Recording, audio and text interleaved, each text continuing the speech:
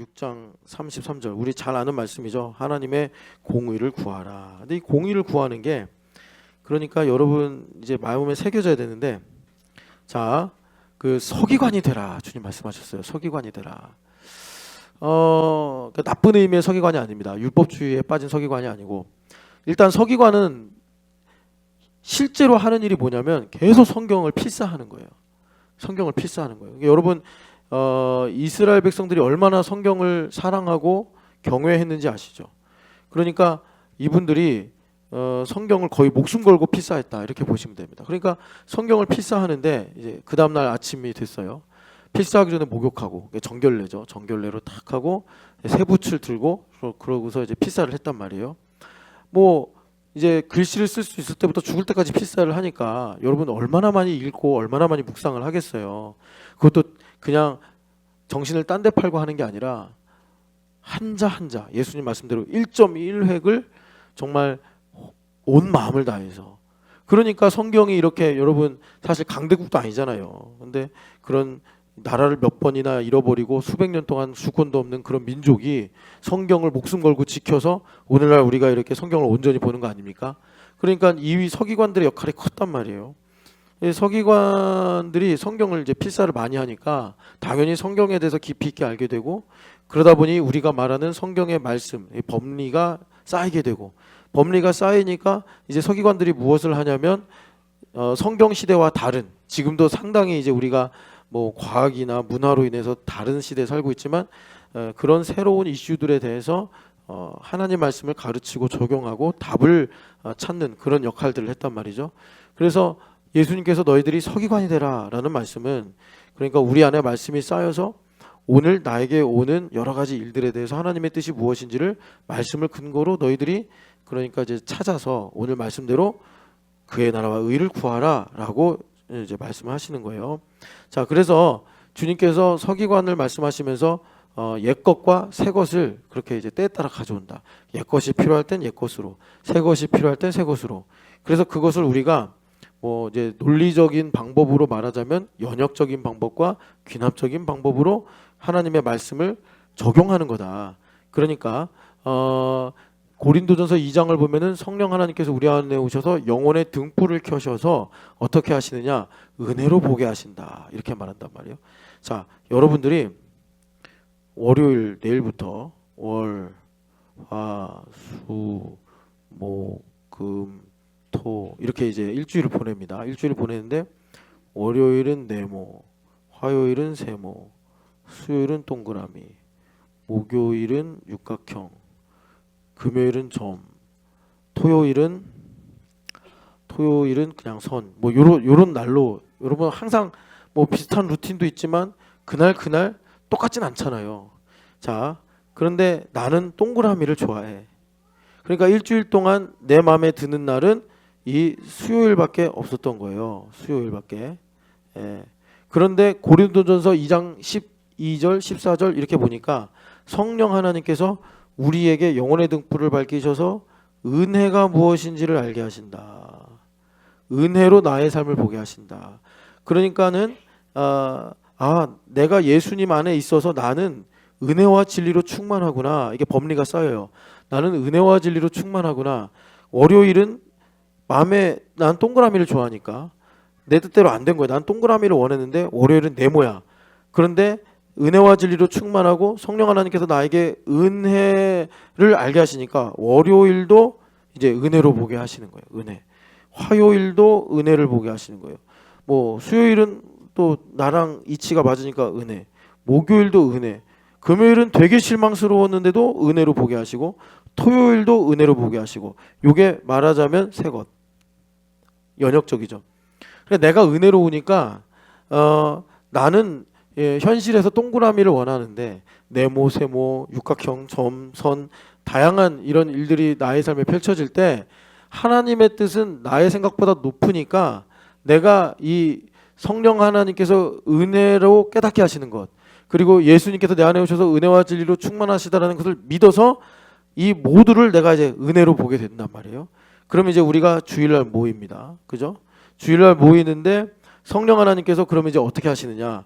내가 주일에 오는데 우리가 늘 말하는 것처럼 저 교회 문턱을 넘어서면서, 또는 내가 이 자리에 앉으면서, 또는 교우를 만나면서, 내가 또 뭐 맡은 게 있어서 섬기면서, 야, 나 같은 인간이 정말 이렇게 하나님의 은혜를 받는다니, 그러죠? 자, 이게 은혜를 이제 고백한단 말이에요. 근데 이거를 어떻게 이루시냐면 월요일도 이제 은혜였단 말이에요. 월요일도 네모였는데 이렇게 하셔서 은혜. 화요일도 세모인데 은혜. 수요일도 동그라미라 은혜. 목요일은 육각형이라 은혜. 금요일엔 점 하나라 은혜. 토요일엔 직선 하나라 은혜. 이거를 성령 하나님께서 쫙 꿰시는 겁니다. 성령 하나님께서 쫙 꿰셔서, 그러니까 얘네들이 하나로 쫙 연결되는 거예요. 그래서 이게 이제 주일날로 쭉 모여가지고 이제 내가 은혜를 고백하는 겁니다. 그래서 이거는 다른 말로 귀납적이죠. 월요일도 화요일도 다 따로 국밥들이었는데 성령 하나님께서 내 안에 계셔서 이거를 하나로 쫙 꿰시는 거예요. 쫙 꿰는 거. 예성아, 너 목걸이 만들어봤냐? 안 만들어봤냐? 이 목걸이 구슬들 있잖아. 걔네들이 이제 다 낱개인데 이거를 실 하나로 쫙 엮으면 목걸이도 되고 팔찌도 되잖아. 성령 하나님께서 그렇게 딱 엮으시는 거야. 그래서 주일날 은혜구나, 은혜로다, 이렇게 되는 거예요. 그래서 이걸로 다시 사이클이 도는 겁니다. 말하자면. 그래서 새 것과 옛 것. 이제 여러분, 제가 설명을 하려고 매우 단순화해서 말씀드렸지만 이런 것들이 우리 삶에서 뭐 순서대로 오는 것도 아니고 하나님께서 또 일주일만 갖고 우리에게 가르치시고 역사하시는 게 아니잖아요. 우리 삶에는 1년짜리 일도 있고 10년짜리 일도 있고 하루짜리 일도 있고 이런데, 우리가 이제 믿음으로 살다 보면 하나님께서 이런 모든 일들을 섭리하셔서 말하자면 이제 우리로 하나님의 뜻이 무엇인가 이제 깨닫게 하시더라라는 것입니다. 그래서 귀납이라고 쓰면은 조금 애매하니까 옛것. 그래서 천국의 제자된 서기관이 되어서 새 것도 사용하고 옛 것도 사용해서, 말하자면 오늘 6장 33절 말씀처럼 오늘 우리가 나의 삶에서 구해야 할 하나님의 공의가 뭐냐, 이거를 알게 하시더라라는 것입니다.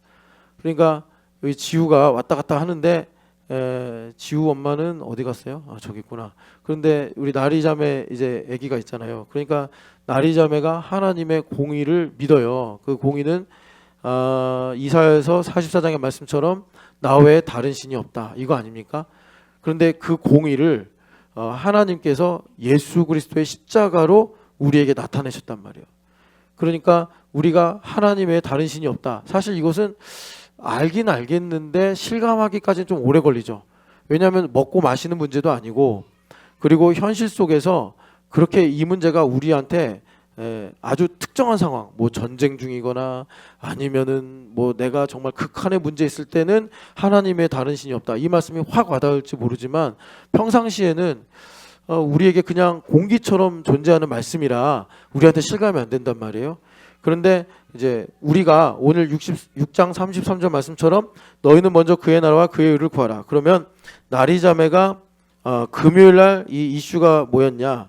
이제 누구지? 시온이었단 말이야. 시온이.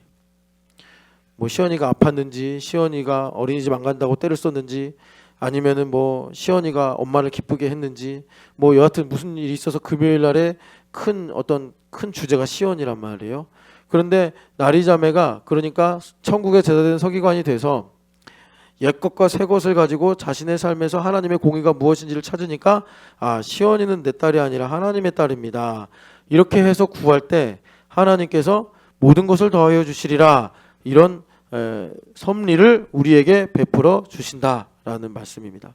그래서 이거 예전에 한번 우리가 지난 새벽 언젠가 말씀으로 들었는데, 자 이겁니다. 그러니까 6장 33절에 주님께서 무엇을 먹을까, 이 무엇을 먹을까, 그리고 무엇을 마실까, 그리고 무엇을 입을까. 그러니까 이거는 여러분 대유법이죠. 우리가 살아가면서 뭐 어떻게 할까, how to live의 모든 문제예요. 그래가지고 무엇을 먹을까, 마실까, 입을까. 그러니까 우리 삶입니다. 삶. 내가 갈까 말까, 할까 말까, 또 뭐가 있나, 뭐 버릴까 가질까, 뭐 이런 거 다 공부할까, 공부하지 말까, 거짓말할까, 거짓말하지 말까, 막 이런 것들. 뭐 물론 하면 안 되죠. 여하튼간에 이 삶의 내용이에요, 삶의 내용. 그래서 우리 염려한단 말이에요. 염려하는데 주님께서 이걸 익히 아시고 우리한테 뭐라고 그러냐면 이 문제 해결하려면 먼저 그의 나라와 그러니까 하나님의 나라와 의를 구하라 이렇게 말씀하시는 거예요. 이 하나님의 나라와 의를 우리가 성경에서 가장 많이 보는 단어로 말하면 하나님의 공의를 구하라 이거예요. 하나님의 공의. 성경에 보면 정의와 공의가 있죠. 이 정의는 그러니까 righteousness로 좀 보시는 게 좋아요. 뭐 justice로 번역해도 상관없는데 그러니까 정확하게 말하면 성경에 의라는 말을 이렇게 표현하는 단어가 이거 참 이렇게 미시파테라는 단어가 있어요. 이건 판사가 이것이 옳다라고 재판할 때 쓰는 용어고 하나는 체데크예요. 체데크는 그러니까 우리가 의롭다, 나 의로운 자다 할 때 요 단어를 씁니다. 체데크. 뭐 저스티스, 라이처스니스가 맞고 이게 이제 저스티스겠죠. 저스티스. 그래서 하나님 판단하신 거예요. 그래서 최고의 저스티스가 뭐냐면 마치 우리나라에도 헌법이 있듯이 최고의 저스티스가 뭐냐면 나 외에 다른 신이 없다 이겁니다. 그런데 우리에게 그러니까 십자가가 커지고 십자가가 깊어질수록 이 저스티스가 내 마음에 내 삶에 깊이 들어와서 아까 전에 말씀드린 대로 돈은 내 것이 아니라 하나님 것이지. 그래서 돈의 염려를 지우고 이기고 자녀도 내 것이 아니라 하나님 것이지. 이 아픔도 주님의 것이지. 다 이게 십자가로 우리 안에 치환되는 거잖아요. 그래서 하나님의 공의가 이제 요 부분이다. 근데 한글 성경에 얘를 공의로 했다가 또 어느 때는 얘를 공의라고 그러고 얘를 정의라고 그랬다가 언젠 또 얘를 정의라고 그러고 그래서 한글 성경으로는 여러분들이 분별이 안 돼요. 그러니까 제가 그냥 이렇게 성경을 쭉 여러 가지 뭐라 그럴까 뭐라 그러죠? 관용이라고 하여튼 그 사례들을 쭉 봐서 이거를 공의라고 보는 게 맞고 이거를 그러니까 이제 의라고 보는 게 맞다. 제가 이렇게 이제 임의로 저 나름대로 구분한 겁니다. 그래서 하나님의 공의를 구해야 되는데 그러니까 이 하나님의 공의를 그럼 내가 알아야 될 거 아니에요. 물론 여러분들이 이제 이사야서 44장을 읽고 하나님 외에 다른 신이 없습니다. 뭐 회사 가기 싫은 날도 하나님 외에 다른 신이 없습니다. 애들이 공부 안 해서 속속일 때도 하나님 외에 다른 신이 없습니다. 내가 지금 뭐 이렇게 큰 돈을 지불해야 되는데도 그것이 없어서 마음이 걱정스러울 때 하나님 외에 다른 신이 없습니다. 내가 마음에 너무나 심한 아픔이 있어서 이것 때문에 참 고통스러울 때 하나님 외에 다른 신이 없습니다. 물론 그렇게 해도 되는데 너무 기계적이잖아요. 하나님 외에 다른 신이 없다라는 이 공의로부터 내 삶 구석구석에 하나님의 뜻이 뭔지를 우리가 알아야 되는데 어떻게 안다고 그랬어요? 삶이라는 텍스트, 이 텍스트를 내가 읽으면 이게 보인다. 그러니까 서기관이 돼서 나의 삶을 하나님의 말씀의 법리를 기준으로 무엇을 먹을까 문제 항상 있잖아요. 무엇을 입을까, 무엇을 마실까 이 문제들을 가지고 이거를 내가 이제 함몰되는 그런 이제 뭐라 그럴까 문제로 보는 것이 아니라 하나님께서 나를 그리스도 안에 두심으로 이걸 통해서 예수님을 깨닫고 알게 하시는구나 해서 내 삶을 이제 믿음의 눈으로 보면 이것이 하나님의 공의가 무엇인지를 깨닫게 하는 텍스트가 된단 말이에요. 그래서 그 텍스트를 가지고 내가 하나님의 나라와 의를 구해요. 하나님의 나라와 의를 구하면 지금 60이 아니라 6장 33절의 말씀처럼 어떻게 되겠어요? 옳다 이게 되는 거죠. 하나님께서. 그래서 이 모든 것을 더하여 주시리라. 이 모든 것을 더하여 주시리라. 더하여 주시리라. 하나님께서 응답하시고 그리고 우리에게 마침내 이제 공급을 해주셔서 우리가 이런 이제 흐름으로 인생의 답을 가지고 하나님을 섬기며 살아가게 된다. 그런데 문제는 뭐냐면 오늘 말씀에 보니까 제가 이제 하나님의 나라와 의를 구해야 되는데 이 문제가 있다. 지나친 것이 있고 모자른 것이 있다. 이걸 우리가 주의해야 된다. 그러니까 지나친 건 뭐냐면 우리가 항상 이제 자기중심적인 인생이에요. 항상 하나님 앞에 회개해야 되는데 그러니까 하나님의 나라와 의를 먼저 구하면 주님께서 더하여 주신다고 했지 해가지고 그 하나님의 공의를 하나님의 나라와 의를 자신의 필요를 채우기 위한 수단과 방법으로 생각하는 거예요. 이거는 정말 아주 미묘하게 마치 그 여러분 타짜가 이렇게 밑장을 빼듯이 미묘하게 우리가 신앙생활을 오래 하면 오래 할수록 저 같은 정말 이 외식하기 쉬운 신앙생활을 오래 하고 말씀을 제법 좀 아는 사람들일수록 위험한 유혹이에요. 그러니까 하나님의 뜻을 구한다 그러면서 말하자면 뭐 하나님 목회를 열심히 하게 하셔서 뭐 신촌이 부흥하게 하시고 뭐 이런 얘기를 하는데 내가 정말 성령 하나님 앞에 민감하게 깨어있지 않으면 하나님의 공의를 나의 필요를 채우기 위한 방법이나 수단으로 둔갑시키는 게 우리 주특기예요.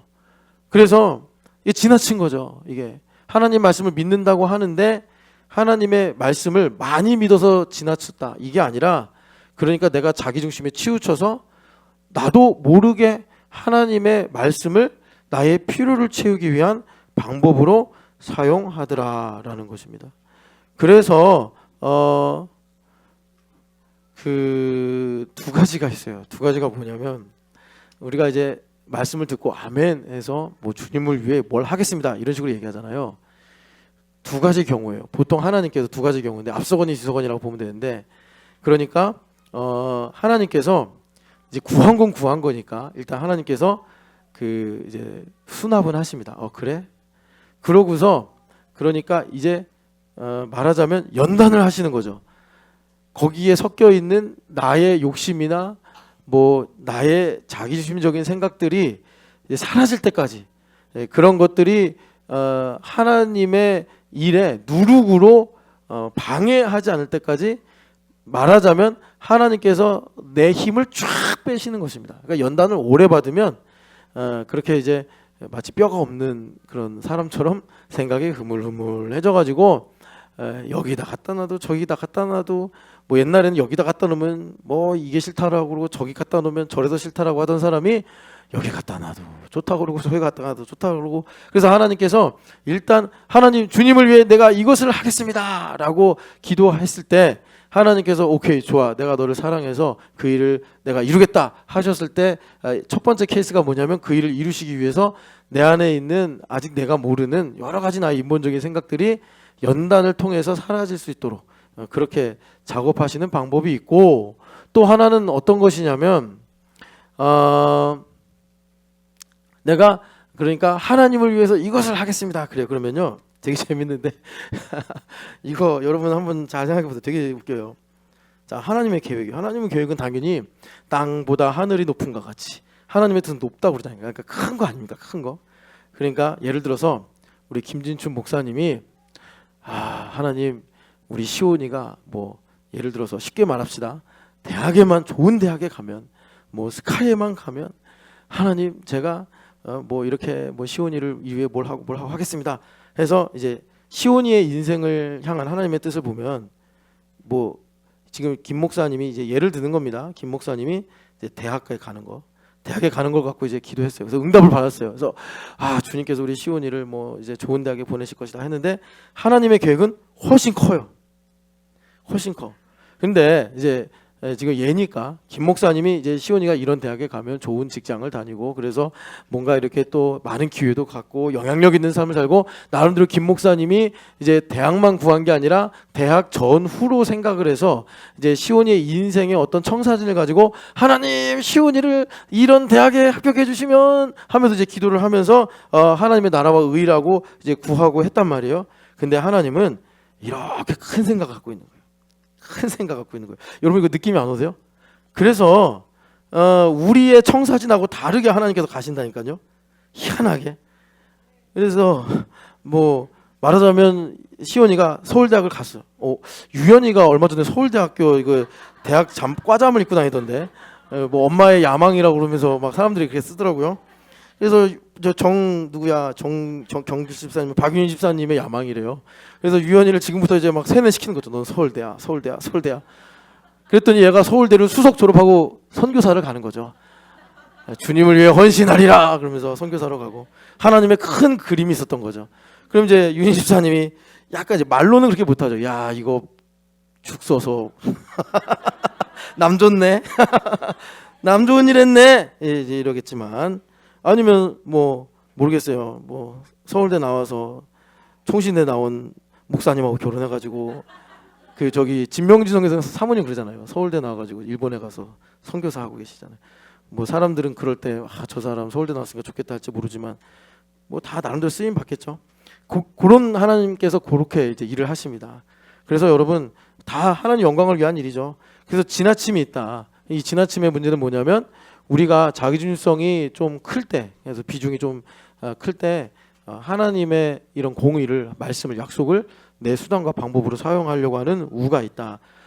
이제 두 번 제가 말씀드린 방금 전에 두 가지 케이스는 그래도 되는 거잖아요. 그래도 되는 거고 그건 모르겠어요. 하나님께서 어떤 마음의 부분을 보시고 좋게 보신 거죠. 너 정직하구나. 너의 마음에 진실이 있구나. 그러면 이제 주님께서 연단을 하시든지 아니면 이루어 주시고 주님의 큰 영광을 보여주시든지 뭐 그렇게 하는 겁니다. 그런데 대부분은 하나님께서 우리를 구원하시고 살리시기 위해서 거절하시죠. 내가 하나님을 이용하려고 그러면 이거 길들여지면 이제 맞들여 가지고 계속해서 그런 식으로 살려고 하거든요. 그러니까 지나침의 문제가 요거고, 사실은 이제 이 문제가 좀 더 골치 아픈데 이건 뭐냐면 하나님의 말씀에 대해, 그 공의에 대해서 회의감을 갖는 겁니다. 회의감, 회의주의. 이 회의감을 가졌던 대표적인 사람들이 누구냐면 사두개인이에요. 그래서 여러분 사두개인 본받으면 절대 안 돼요. 사두개인은 나중에 사도행전에서 돌아오지도 않았어요. 자, 사도행전 23장을 한번 보시면 이 사두개인들이 어떤 사람들이냐. 그러니까 여러분 이거 오늘 내가 조금만 말씀드릴 테니까 이 부분을 조금 이제 뭐라 그럴까 그 단초로 잡으시고, 여러분들이 좀 이 세속주의가 너무나 강해요. 그래서 여러분 저는 목사님 사두개인은 아닙니다.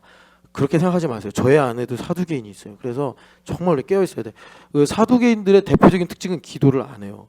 자, 23장 8절 말씀 같이 읽어보겠습니다. 이는 사두개인은 부활도 없고 천사도 없고 영도 없다 하고 바리새인은 다 있다 함이라. 아멘. 그래서 여러분 제가 지금 몇 장 몇 절인지 정확하게 기억은 안 나는데 예루살렘 교회가 한참 부흥할 때 바리새인과 제사장들은 제자도, 그러니까 십자가 앞에 굴복을 했어요. 왜? 부활도 있고 천사도 있고 영도 있다고 믿기 때문에. 율법주의자들이지만.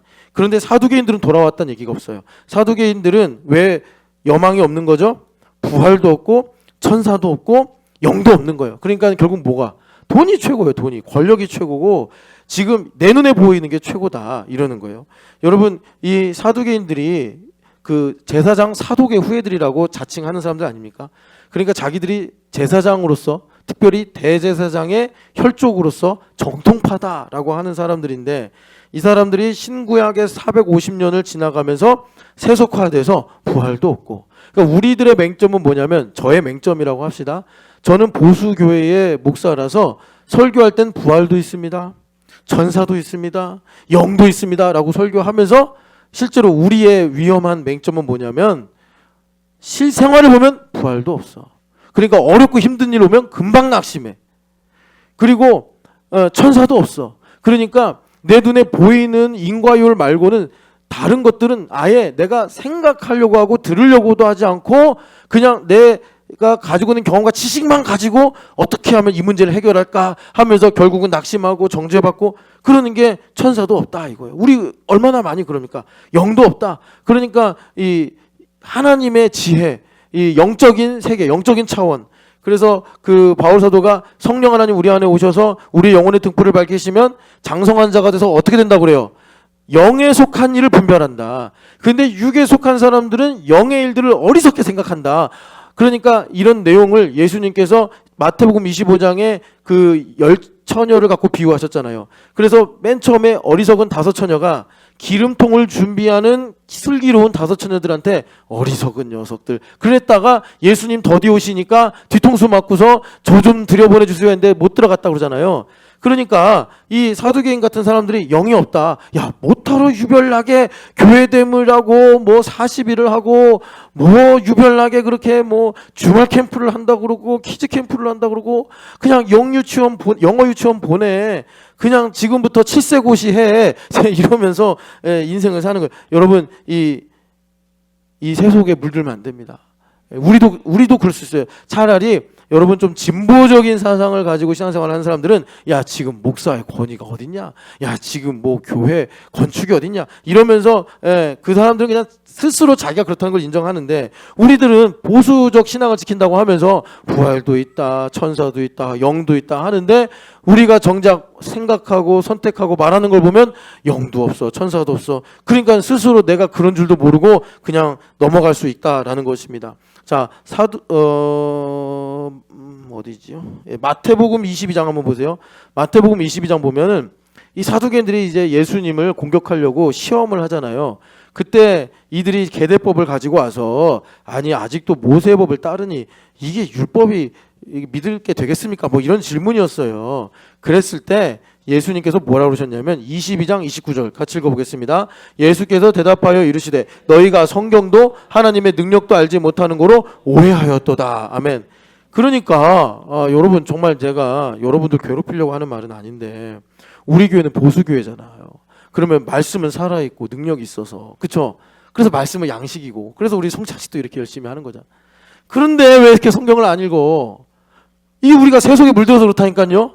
세속에 물들어가지고 지금 주님께서 점잖게 니들이 오해하고 있구나 이러는 건데 실은 니들이 성경도 안 읽고 사두개인이라고 그러면서 맨날 38%뭐 20% 그렇게 하고 있으니 하나님의 능력을 알 터가 있냐, 그렇게 이제 주님께서 말씀하시는 거예요. 마태복음에서는 29절의 말씀으로 이 세속주의에 물든 신앙을 주님께서 책망하셨는데 누가복음 20장을 보면은 주님께서 이렇게 말씀하십니다. 누가복음 20장 똑같은 본문인데 각도가 좀 달라요. 20장 보면은 38절 같이 읽겠습니다. 하나님은 죽은 자의 하나님이 아니요 살아있는 자의 하나님이시라. 하나님에게는 모든 사람이 살아있느니라 하시니. 아멘. 여러분 이거 참 중요합니다. 천사도 있고 영도 있고 아까 뭐라 그랬죠? 또 부활도 있다. 우린 그걸 믿지 않나요? 그러면 예수님께서 이 누가복음 본문에서는 너희가 성경도 모르고 하나님의 능력도 모른다라는 말씀을 기록을 안 하고 다만 이제 그 사두개인들의 신앙에 없는 맹점을 이제 반면교사 삼으셔서 여기 보면은 출애굽기에 모세를 부르실 때 하나님께서 그 떨기나무 불에서 아브라함의 하나님, 이삭의 하나님, 야곱의 하나님이라 하시면서 이제 이 본문을 주님께서 끌어오셔가지고 38절에 하나님은 죽은 자의 하나님이 아니오 살아있는 자의 하나님이니라 이렇게 말씀하시면서 사두개인들의 맹점을 딱 지적하시는 거예요. 그러니까 무슨 말이냐면 여러분 이렇게 이해하시면 좋아요. 그러니까 하나님께서 그 모세를 부르시는데 그러니까 아브라함 때로부터 400년 뒤의 일이란 말이에요. 그래서 뭐 모세가 알고는 있다 하지만 사실은 400년 전에 있었던 조상, 여러분 400년 전 조상 아십니까?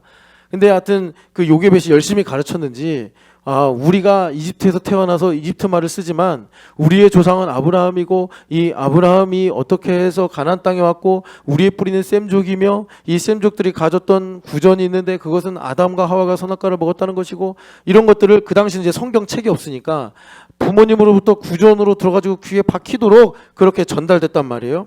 그래서 모세에게 하나님 딱 나타나셨는데 그냥 그 어디입니까? 미디안 광야 떨기나무에서 나타나셨단 말이에요. 그리고서 무슨 증거도 없이 무슨 뭐 어떤 사전의 협의도 없이 가서 너의 민족을 이제 끌고 와라. 너 부모님한테 듣지 않았냐?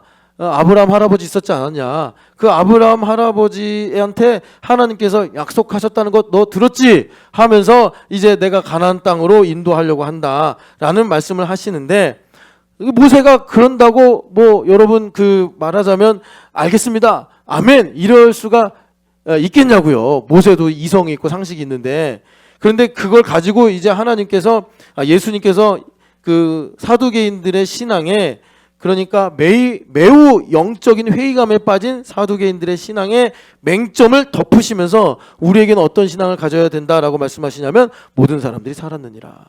그러니까 무슨 말이냐면 이런 겁니다. 그 하나님께서 400년 뒤에 모세에게 나타나셔서 가서 너의 민족을 이제 출애굽시켜라라고 말씀하시는데 왜 이 일을 하시냐면 아브라함 때문에 하는 거다. 이삭 때문에 하는 거다. 야곱 때문에 하는 거다라고 하시는 거예요. 그러면 모세 입장의 생각에는 아니 지금 아브라함도 없고 이삭도 없고 야곱도 없는데 내가 보지도 못하고 듣지도 못한 사람들의 이야기를 가지고 나한테 이 일을 한다고 설명하시는데 우리에게는 보이지 않겠죠. 모세에게는 지금 뭐 나타나거나 들리는 게 아니겠죠. 그런데 하나님에게는 죽은 사람이든지 수천 년 전에 죽은 사람이든지 수백 년 전에 죽은 사람이든지 살아있다라고 말씀하시는 거예요. 그래서 그 사람들의 믿음의 증언 때문에 지금 내가 400년 뒤에 와서 이스라엘 백성들을 건져 주겠다 이렇게 말씀하시는 거예요. 이런 말씀으로 설명하는 게 잘 이해가 안 되시면 여러분, 그러니까 우리가 미디어에 너무 중독이 되면 안 돼. 그러니까는 우리가 하나님의 이런 거룩한 이 일들을 알려면 상상력이 살아 있어야 되는데, 제가 지금 목회를 하잖아요. 제가 이 말씀을 이렇게 잘 이해하는 게, 제가 이렇게 목회를 하는데 참 여러분들이 많이 사랑해 주시고 이해해 주시고 용서해 주시고 기회를 주셔서 이렇게 하나님께서 10년째 우리 신촌영학교를 인도하여 가신단 말이에요. 그런데 저는 참 부족하고 엉터리고 참 모자른데 왜 이렇게 하나님께서 은혜를 주실까? 왜냐하면 여러분, 정말 이건 우리가 생각하면서 감사해야 되는데, 요즘 시대에 정말 우리 교회에 되게 가난한 사람들만 보였어요. 여러분 아시죠? 되게 가난한 사람들만 보였어요. 뭐 여기서 뭐 조금 크고 작고, 감이 크냐 사과가 크냐 오렌지가 크냐 요 차이지, 그냥 대동소이해요. 뭐 공산주의 사회도 아닌데 어떻게 이렇게 다 그냥 이렇게 집도 없이 다 가난한 사람들만 모여서 이렇게 있을까? 그런데 여러분, 저는 여기 있으니까 몰라요. 그런데 가끔씩 이제 제 동기들, 제 선배들, 그리고 또 이제 아까 전처럼 올리브너 사토 가면 선교사님들 만나면 기적이라고 그래요. 기적. 교회 어디 있어? 친구들이 와서 물어요. 교회 어디 있어? 저기 신촌에 있어. 그래? 그래서 저는 있는 대로 말해요. 화인빌딩이라는 데인데 2층부터 5층까지 우리가 써. 그러면 제 친구들이 이렇게 눈이 작다가 갑자기 커져요.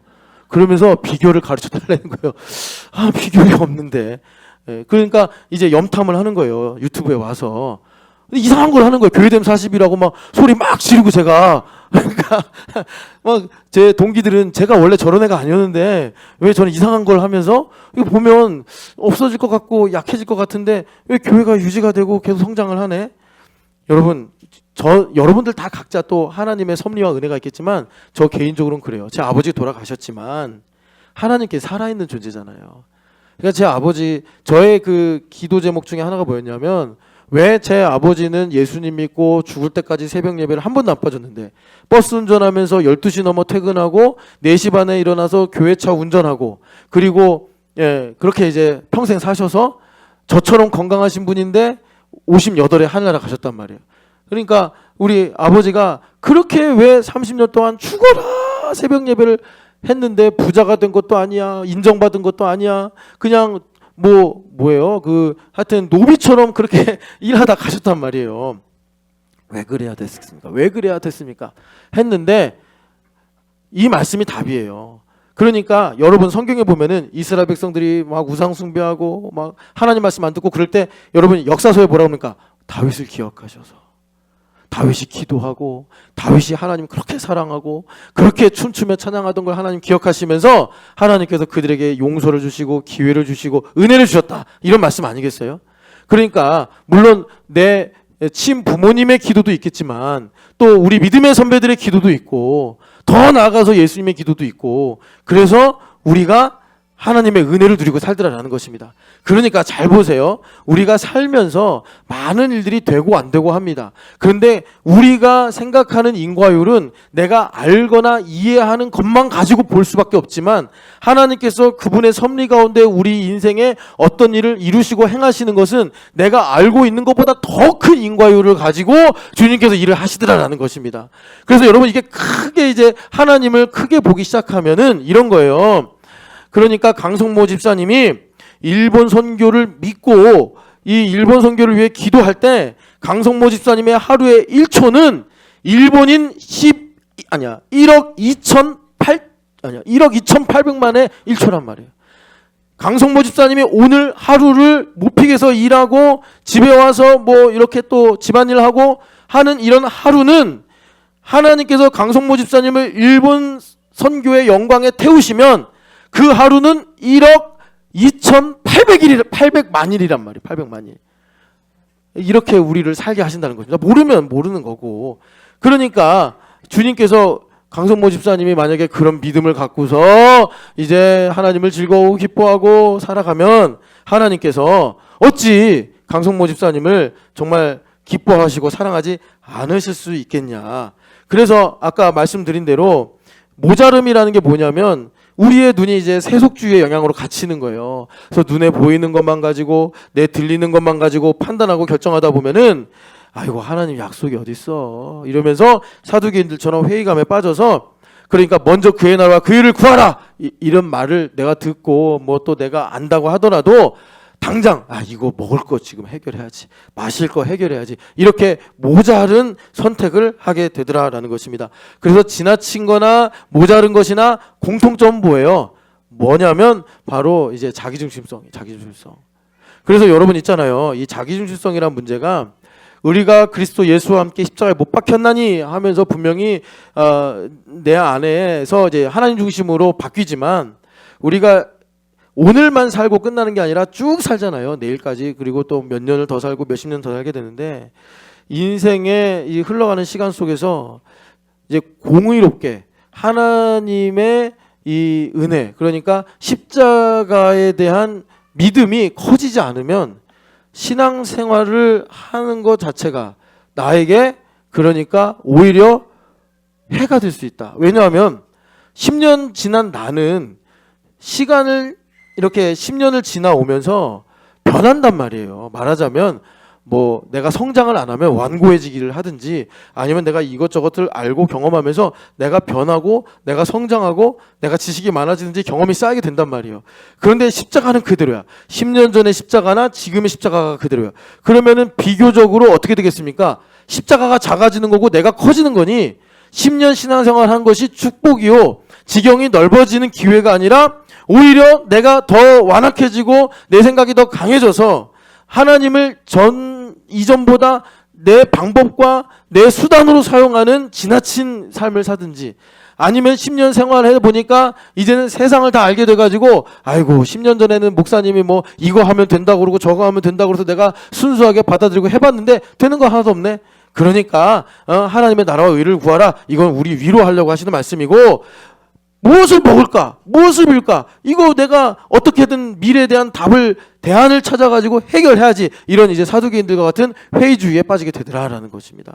그래서 오늘 주님께서 우리에게 말씀하시는 대로 우리가 천국을 소유한 제자된 천국의 제자된 서기관이 되어서 오늘 나의 삶에 주님께서 매일매일을 주시는 이유는 그날마다 일용할 양식이 있듯이 그날마다 우리에게 일용할 양식이 되신 예수 그리스도가 계시단 말이에요.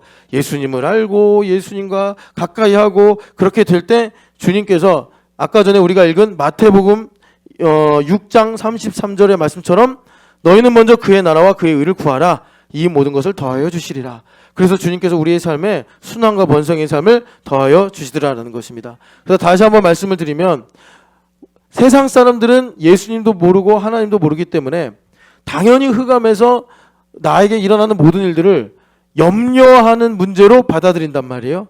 그런데 우리가 이제 예수님을 믿고 하나님을 아버지라 불러요. 그리스도 예수 안에 있어요. 그러면 무엇을 먹을까 무엇을 마실까 항상 부족하고 불안하고 항상 내가 뭔가를 채워야 되는 이런 필요가 있는 상황이란 말이에요. 보이는 것이든 보이지 않는 것이든 그런 모든 것들이 나에게 염려의 문제로 오는 것이 아니라 나에게 오늘 먹어야 할 일용할 양식으로서 양식이자 음료로서 계시는 예수님을 발견할 수 있도록 주님께서 나에게 보내신 하나의 편지요 텍스트란 말이에요. 그래서 그 텍스트를 읽고서 오늘 나의 예수님 다시 말해 하나님의 공의가 이것이구나 라고 깨닫고 내가 그 공의를 구하고 살아갈 때 하나님께서 염려하지 말라 더하여 주시리라 라고 말씀하십니다. 그리고 이제 34절이 나오는데 이 34절이 저는 몰랐어요. 저는 그동안 이 33, 34절을 많이 읽으면서 33절에 대한 보충 설명이겠지 했는데 34절이 사실 산상설교에서도 참 어려운 말씀이구나 라는 내용인데 이걸 다 오늘 우리가 나누기는 어렵고 간단하게만 말씀드리면 우리의 신앙에는 반드시 시간성이 있어야 된다. 그러니까 하나님께서 여러분 이사야서 44장을 한번 보세요. 여기에 하나님의 공의가 분명하게 기록이 돼 있잖아요. 44장 6절 말씀 읽어보겠습니다. 이스라엘의 왕인 여호와 이스라엘의 구원자인 만군의 여호와가 이같이 말하노라 나는 처음이요 마지막이라 나 외에 다른 신이 없느니라. 아멘. 그러니까 나 외에 다른 신이 없다. 다시 말해서 하나님의 공의가 여기 있는 건데 날마다 하나님께서 나에게 하나님의 나라와 의가 무엇인지를 가르쳐 주시는데 그 하나님의 공의를 내가 알고 살려면 그 앞에 나는 처음이요 마지막이라 하나님 시간의 주인이시라는 거예요. 그러니까 우리가 정말 말씀이 살아서 역사하는 그 믿음을 가지려면 하나님께서 우리에게 무엇을 34절로 가르쳐 주시냐? 너의 믿음의 시간성이 있어야 된다. 그러니까 제가 이 말씀을 여러분들에게 참 편하게 충분하게 전달하기는 아직 좀 부족한데 말하자면 나의 신앙에 나이테가 있어야 된다. 나이테가 있어야 된다. 여러분 있잖아요. 우리가 예수님 안 믿으면 죽죠.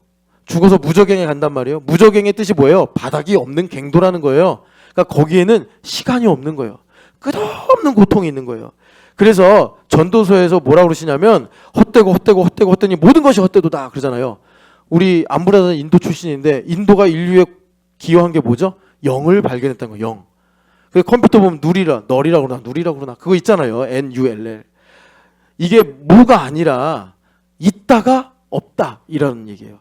제가 80살 살고 죽었어요. 그러니까 시간이 80년 있는 거예요. 근데 예수님을 안 믿었어.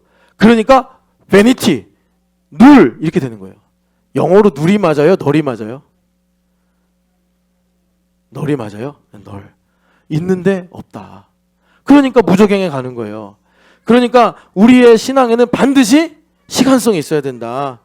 그래서 말하자면 우리가 믿음으로 사는 것은 뭐냐면 하나님의 진리, 하나님의 뜻이 내 삶에 충만해져서 우리가 그 시간을 갖게 된다라는 것입니다. 시간을 갖게 된다는 게 뭐냐면 자, 요한일서를 보세요. 요한일서. 이제 이 말씀을 가지고 우리가 읽고서 이제 기도하겠습니다. 요한일서 2장을 보시면 같이 읽어보겠습니다.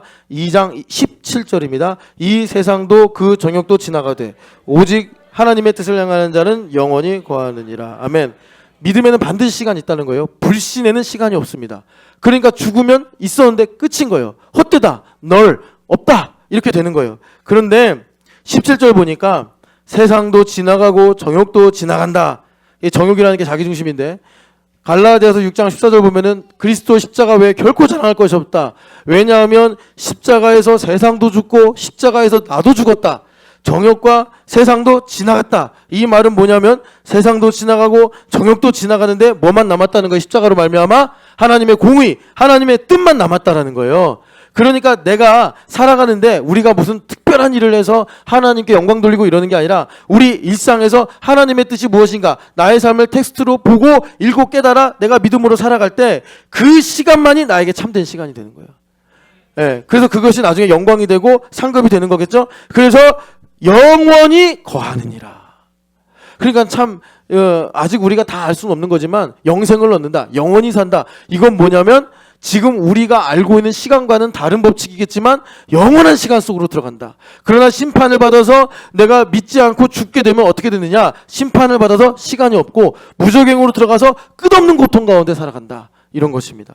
그래서 그 고통이 우리가 영적인 세계이기 때문에 뭐 느끼거나 알 수가 없잖아요. 맛볼 수가 없어요. 그러니까 하나님께서 뭐라고 그러셨냐면 불구덩이다 이렇게 말씀하시는 거예요. 모르겠어요. 우리가 배워봐서 조금은 이해할지 모르겠지만 그런 큰 고통이 영적으로 끊이지 않고 있게 되는 것이 무저갱이요. 여기 보면은 하나님의 뜻을 행하는 사람은 이 하나님의 뜻을 행하는 사람이 어떤 거예요? 15절에 보니까 아버지의 사랑이 그 안에 있는 사람은 영원히 거하느니라. 그러니까 천국 가는 거는 하나님 사랑으로 들어가는 거예요. 하나님 아버지 사랑으로 들어가는 거예요. 그래서 예수님께서 그 방법을 우리에게 어떻게 말씀하셨냐면 내가 너희들에게 영광을 줘서 일본 선교의 영광, 캠퍼스의 영광, 또 통일의 영광 이런 영광을 줘서 어떤 일을 하셨다는 거예요? 하나가 되게 하셔서 그들도 우리와 같이 하나가 되어서 우리 안에 있게 하옵시고 이거예요. 그러니까 우리가 인생의 문제는 뭐예요? 우리 안에 있게 하옵시고라는 삼위일체 하나님 안에 있으면 문제가 없는데 내 힘으로 살겠다고 해서 우리가 아니라 우리 밖에 버려 있으면 그게 이제 어둠에 있는 것이요. 그것 때문에 우리 인생에 여러 가지 문제들이 생기게 된다라는 것입니다. 여러분, 하나님의 뜻을 행하여 영생을 가지시기를 축복합니다. 하나님의 사랑 안에 영원히 거하시기를 축복합니다. 그것은 죽어서 되는 것이 아니요 지금부터 주님께서 우리 가운데 일하시고 알게 하시는 것인 줄 믿습니다. 우리 자리에서 일어나서 찬양하겠습니다.